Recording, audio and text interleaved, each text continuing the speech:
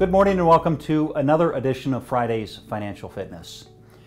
Today I want to conclude our series on retirement plans, and I want to spend a little bit of time talking about the distribution rules for each of the retirement accounts that we had discussed over the last couple of weeks. The distribution rule for the retirement accounts apply the same whether it's an IRA, a 401k, a 403b, SEP, or a simple IRA. All these accounts are all considered pre-tax, and every dollar that is pulled out from these accounts are taxed as ordinary income. The rule mainly focuses on age, and according to the IRS's website, the rule states that any money pulled out of the above mentioned plans prior to 59.5 would be subject to a 10% penalty and subject to income tax.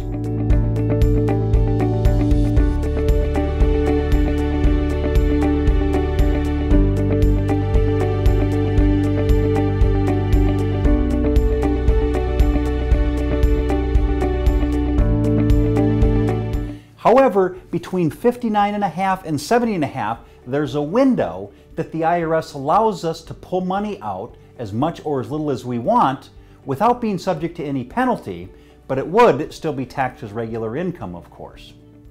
However, at age 70.5, the IRS will require the owners of retirement accounts to start pulling out mandatory distributions, and that is referred to as the required minimum distribution, or the RMD.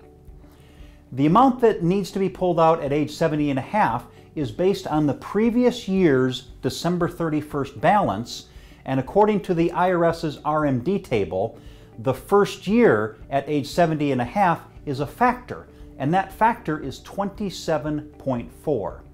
In other words, your value as of December 31st, the previous year, is simply divided by that factor.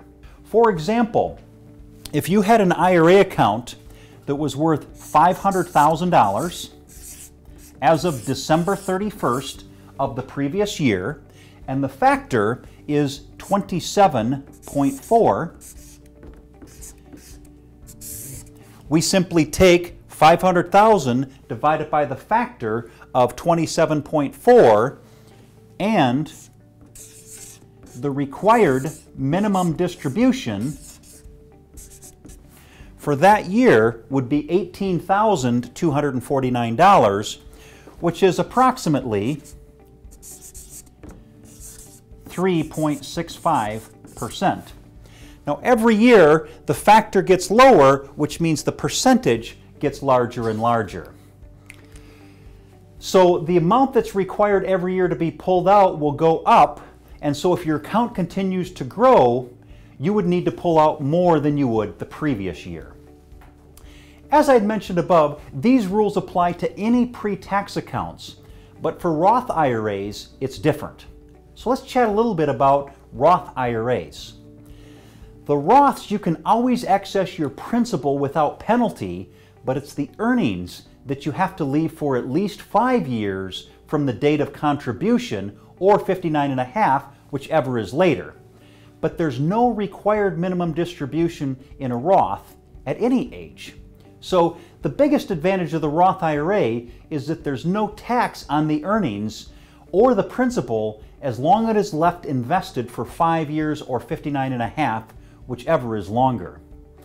I know we've covered a lot of ground over these last few weeks, but certainly I can't touch on all the rules in 15 minutes, so I encourage you to take the time and do a little bit of research on any one of these retirement accounts that you may be interested in, or simply reach out to me at our office and I can certainly explain in more detail.